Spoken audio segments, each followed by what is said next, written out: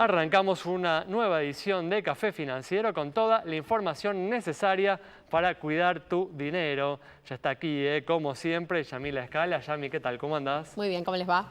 Bueno, nos vas a hablar hoy de los crecientes riesgos del uso intensivo del teléfono celular, ¿no? Sí, una extensión ya de nuestro cuerpo que está ahí al tope con el tema del alcoholismo al volante. Tremendo. Muy bien, importantes peligros que genera estar distraído cuando uno usa el teléfono celular. También se encuentra aquí Melina Manfredi. Meli, ¿qué tal? ¿Cómo andás? Hola, Ale, ¿cómo estás? Bueno, con Meli nos va a adelantar cuáles son los planes del próximo gobierno para ampliar el financiamiento disponible para las pymes. Así es, o sea, empezaron a conocer, por lo menos por trascendidos, algunas de las primeras medidas. Muy bien, y en este otro costado me aguarda Ezequiel Jauregui. ¿Qué tal, Ezequiel? ¿Cómo andás? Hola, Alejandro, ¿cómo andás? Con Ezequiel vamos a repasar lo sucedido en los últimos días en los mercados de capitales, en instantes. Perfecto. Muy bien, y en el último bloque se sumará el economista José Ciaba Cerrate para analizar las principales noticias económicas de la semana. Quédate con nosotros, vamos a hacer una muy breve pausa y en instantes estamos de regreso.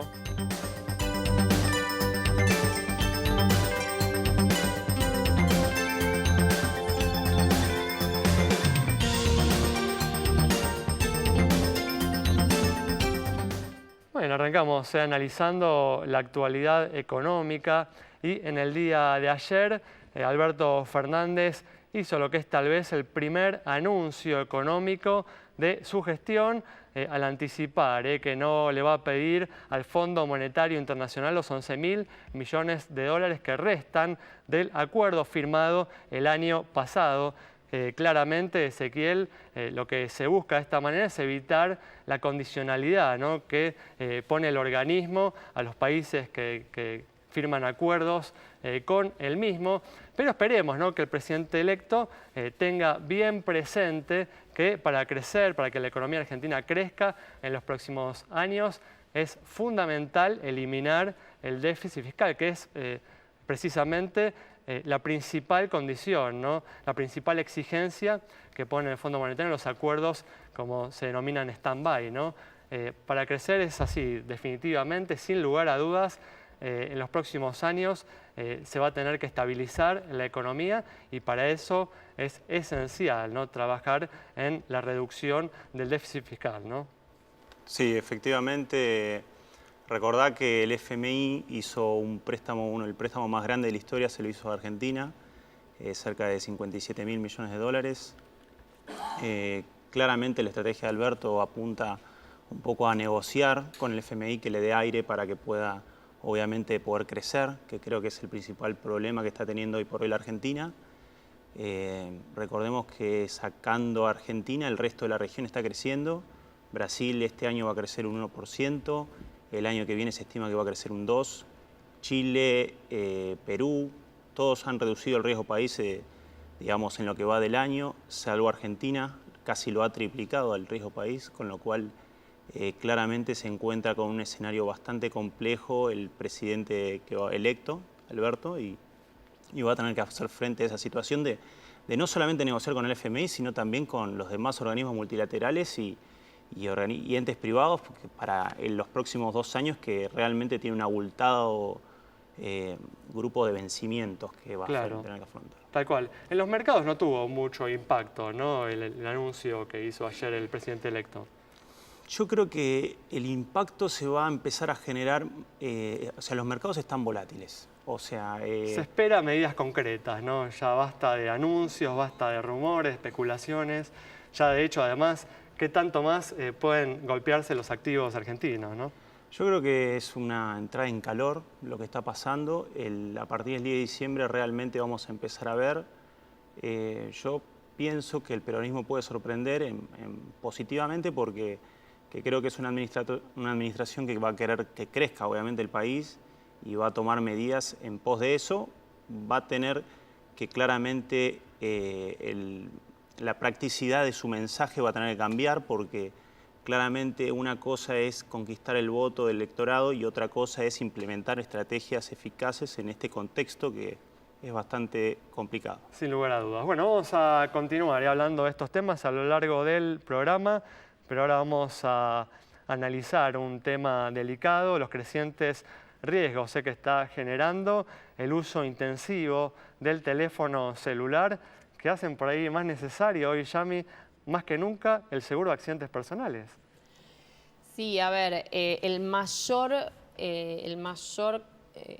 detonante de la distracción en las personas, ni hablar de cuando uno está conduciendo una moto, un vehículo que sea de 4 ruedas o se está conduciendo a uno, ¿sí?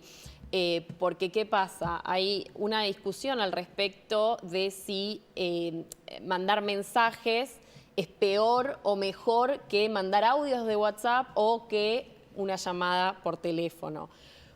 Acá ya está interviniendo la Organización Mundial de la Salud, como sea, digo, y el disparador de esto es, si no lo vieron, lo que fue este accidente que sufrió un hombre de 49 años en la estación Agüero del SubTD, donde distraído, mirando su celular, cae, ¿sí?, a las vías del subte. Entonces, en este contexto es que, a ver, ¿cuánto más y qué se puede hacer para alertar a la población del peligro de una herramienta que está en nuestras vidas, que es una Notable, extensión qué ya de nuestro cuerpo? ¿no? Sí, ahí lo pueden ver. Pero a ver, yo justamente hoy salí del subte y una persona me chocó usando el celular y, a ver, yo lo estaba mirando hacía 5 minutos.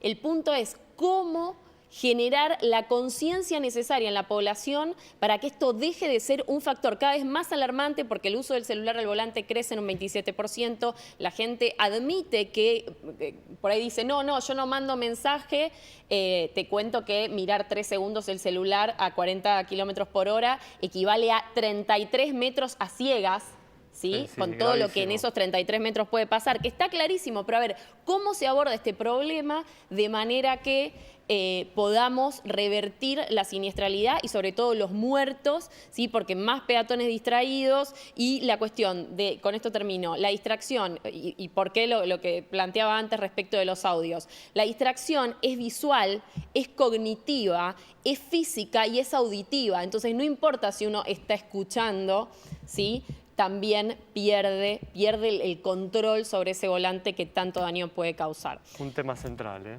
Sí, sin lugar a dudas. Muy bien, y en este contexto en el que estamos a pocos días del cambio de gobierno, tal vez como esperábamos en estos últimos días, volvió a haber cierta presión en el mercado cambiario, en el mercado paralelo, ¿no? En particular en lo que se denomina el dólar blue, que tocó su valor máximo desde finales del mes de octubre. ¿Es así, Ezequiel? Sí, efectivamente viene mostrando señales de que el dólar informal está creciendo.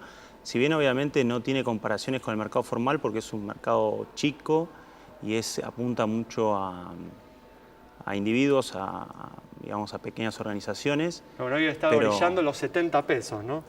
Efectivamente, y un poco abajo también de eso, en 69, pero creo que también responde al tema de que es diciembre, vienen los aguinaldos y la demanda estacional que hay de dólares, que bueno, claramente están llevando a este mercado informal para arriba. Y uno espera más presión en las próximas semanas. También tengamos en cuenta que hoy se conoció oficialmente que el Banco Central ha regresado a financiar el déficit fiscal con emisión monetaria, así que en las próximas semanas vamos a tener un crecimiento del volumen de pesos que puede ir, ¿no?, sobre las distintas versiones, ¿no?, del dólar en el mercado paralelo, así que hay que estar siguiendo de cerca ese tema. También obviamente este volumen creciente de pesos se puede volcar, ¿no?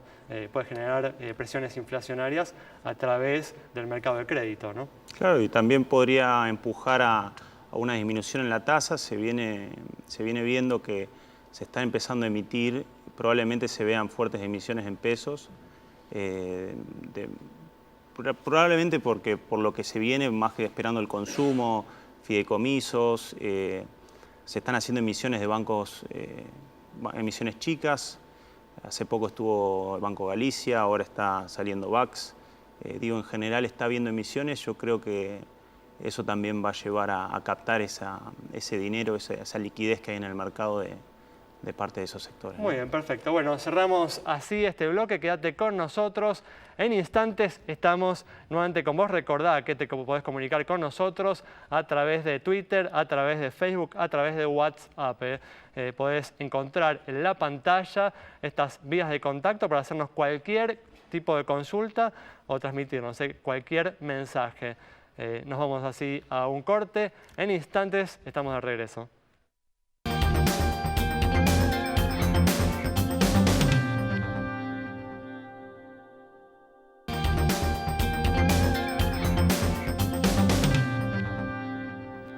Muy bien, bueno, abrimos el programa, abrimos este bloque justamente analizando, como decíamos en la apertura, los planes que han trascendido en los últimos días que tiene el próximo gobierno para ampliar el financiamiento disponible para las pymes. Meli. Así es, en varios medios empezaron a publicar las primeras premisas que va a tener el gobierno de Alberto Fernández. Una de ellas es reactivar todo lo que sea líneas de crédito subsidiada para pymes, como las que ya hubo en etapas previas del kirchnerismo e incluso hubo también durante el macrismo, durante este año hubo unas cuantas. En principio, los trascendidos hablan de que se va a poder usar una parte de los encajes que los bancos tienen en el Banco Central. Pues dinero inmovilizado que hoy tienen justamente depositado en el Banco Central. Exacto, que es aproximadamente el 35% de los depósitos según la clase de banco, y que lo tienen inmovilizado a tasa cero la mayor parte de eso. Entonces, la idea es que les van a permitir una parte de ese dinero destinarla a préstamos, que si bien van a tener tasas mucho más bajas que las tasas de mercado, de todos modos al banco le va a resultar más interesante que tenerlo encajado a tasa cero. Es una forma que ya se había usado otras veces y que los bancos se están preparando para poner en marcha apenas se oficialicen las medidas. Hablé con algunos bancos, algunos prefieren no hablar porque dicen que todavía son rumores, otros ya están preparándose para acompañar, como ellos dicen, a las pymes en el próximo gobierno. Como te decía Ale, las líneas de inversión productiva este año existieron, se destinaron básicamente a cheques y permitían descontar al 29%. Se agotaron los cupos disponibles que había puesto el Ministerio de Producción en ese momento, se agotaron mucho antes que lo que duraba teóricamente la línea, porque las pymes están ávidas de financiamiento, sobre todo para capital de trabajo y descuento de cheques, que es lo que les permite mantener la operatoria aún con gran capacidad ociosa que tienen en la mayoría de los casos. Hoy las tasas están por encima del 60%, aún con la baja que hubo en la tasa de referencia, así que cualquier clase de medida en este sentido va a ser muy bien recibida por el sector. Va a ser recibida por el sector, pero hay que advertir, ¿no?, que este volumen de dinero, como decíamos en el bloque anterior, se puede volcar, ¿no?, hacia el mercado cambiario, se puede volcar hacia un crecimiento de las importaciones y generar presiones inflacionarias por ese lado. Así que tendrá que ser prudente el próximo gobierno en la magnitud de este programa. Muy bien, vamos a hablar ahora del escenario internacional, donde en estas últimas semanas venimos siguiendo, Ezequiel, de cerca la evolución del real, que viene tocando récord tras récord, ¿no?, obviamente con los crecimientos meteóricos que se ven de la moneda argentina, pero sí fuera de lo que es lo convencional en Brasil, ¿no? Sí, este año, como bien remarcás, Alejandro, tuvo una devaluación del 8% Brasil, lo cual también alerta a Argentina que para ser competitiva va a tener que continuar obviamente con su devaluación, que ya viene también en parte, va a venir por la inflación que está generando Argentina, pero va a ser claro mirar la relación comercial con Argentina y Brasil porque claramente es estratégica y no solamente por una cuestión de tipo de cambio, sino también por el vínculo que van a tener que tratar de trabajar ambos presidentes, Alberto y Bolsonaro, en materia para encarar el Mercosur de cara al 2020, ¿no? Muy bien, perfecto. Bueno, Yami, ¿se pueden realizar denuncias cuando identificamos deficiencias en los servicios públicos en la Ciudad de Buenos Aires? Sí, así es. Cuando se detecta una anomalía, poder reportarla con algunos datos específicos para que se trabaje sobre ella. Es el ente único regulador de servicios públicos de la ciudad. Esto incluye varias cuestiones, incluidos los semáforos, por ejemplo, el alumbrado público, las autopistas, taxis, en fin. Y las vías son por teléfono al 0800-222-ENTE 3683. Después la pueden encontrar así en redes sociales como Ente de la Ciudad, y la página web también es entedelaciudad.gov.ar. Ente de la Ciudad. Sí, también hay un correo electrónico, denuncias@entedelaciudad.gov.ar, y les vamos a estar igual compartiendo las vías de contacto para saber que existe una herramienta cuando uno dice, ¿y a quién llamo? ¿A quién le pregunto? Bueno, ahí está la forma, una de las formas para poder tratar de solucionar ese problema. Muy bien, cerramos así el bloque. Quédate con nosotros. Al regreso vamos a estar dialogando con el economista José Ciaba Zerdate.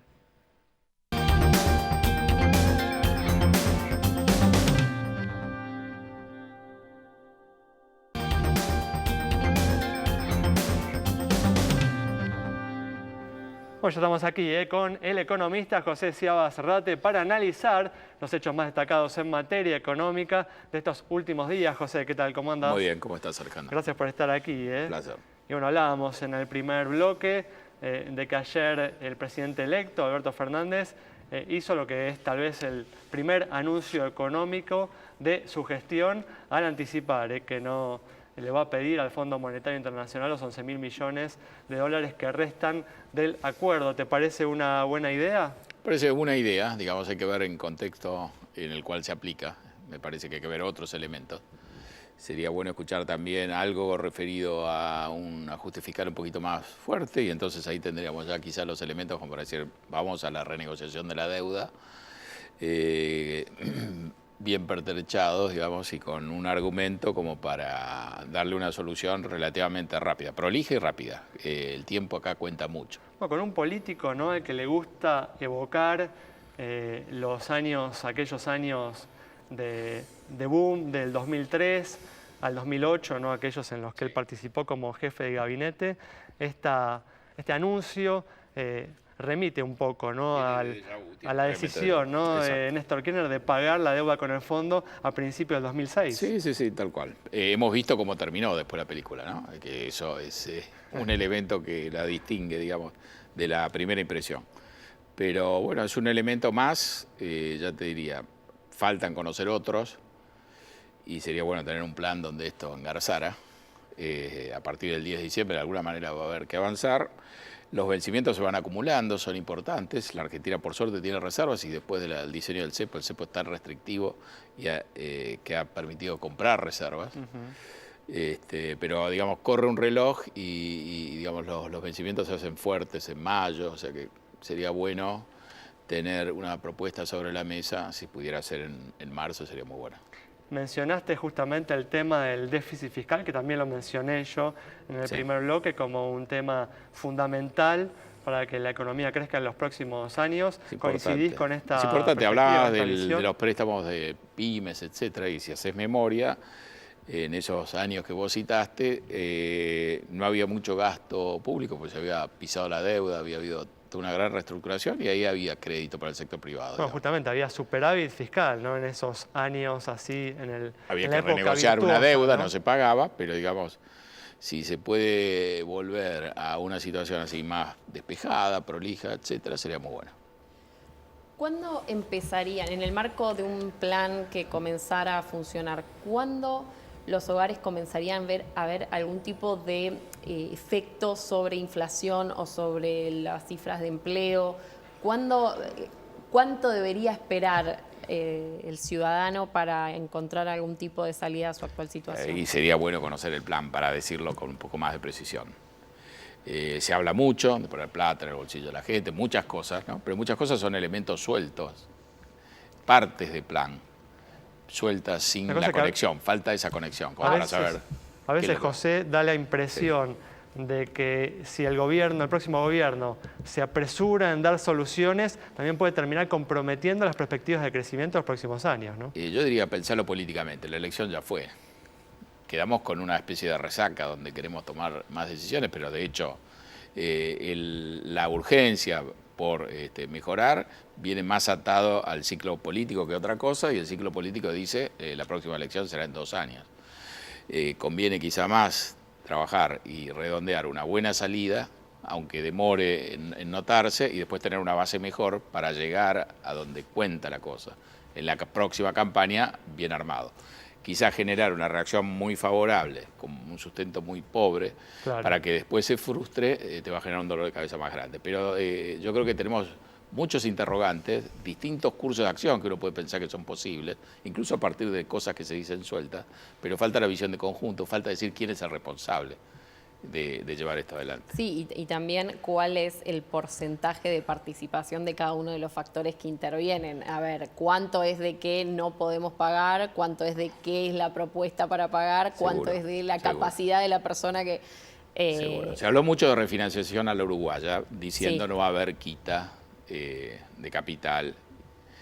Pero yo diría, la refinanciación del uruguaya tiene ese aspecto, pero también tiene una propuesta de generar un superávit primario muy fuerte, eran 3 puntos del producto. Sin ese elemento no hubiera funcionado la otra parte. Entonces nos están faltando, aún cuando a veces tenemos algunas señales, nos están faltando piezas que son importantes para decir, bueno, en realidad estamos jugando a este juego. Existe así como un dicho que está circulando respecto de que algunas cosas se están empezando a reactivar a partir del cepo y de cierta liquidez que hay. Sí, y hay distintos motivos. ¿Eso cuánto? Digo, más allá de que hay que esperar los números, ¿no?